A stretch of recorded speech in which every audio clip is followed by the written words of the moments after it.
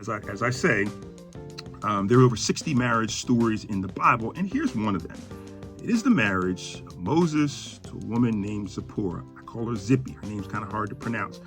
And every time that I share this with couples, I always start with this. Think about all the things you know about Moses. We can go on for a little minute here, right? He's got all the movies after him. We got the wilderness, we got the Red Sea, 10 Commandments is a good one. You know, a lot of things we credit Moses for, and we are well familiar with some of the accomplishments, some of the achievements that God did through Moses' life. But here's something that I think is a little bit tucked away. While we know Moses, we celebrate Moses, we often forget about his wife with the hard to pronounce name, Zipporah. Again, I call her Zippy. It's a little easier for me to say Zippy than Zipporah, but we don't think much, we don't know much about her. Rather than, outside of just one or two verses, I don't think there's a whole lot mentioned about his wife, Zipporah.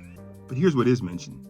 In Exodus chapter 4, actually in about verse 24, Moses has been called by God. He's on his way to go down to Pharaoh, as we famously know, to tell Pharaoh, let my people go.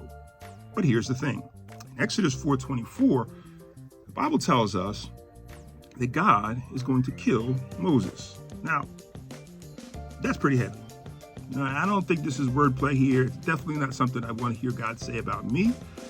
I wouldn't want to hear him say about you as you say it about you either, right? This is serious stuff. God is determining, the Bible tells us in Exodus chapter 4, verse 24, that God, frustrated, upset, I guess we should say, angry with Moses' sin, he determines to kill Moses.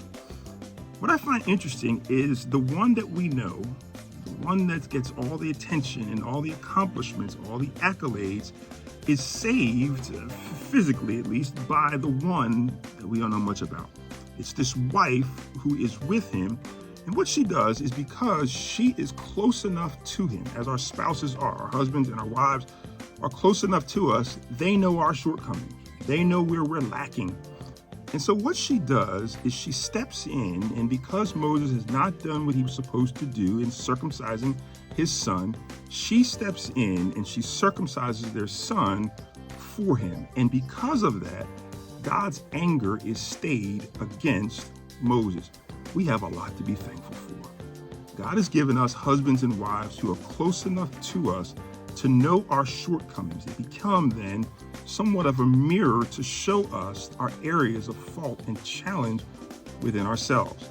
In this marriage of Moses and Zipporah, Moses and Zippy, what happens here is she is near enough to know him and know his shortcomings. And in so doing, she was able to support him in this time when God was angry with Moses.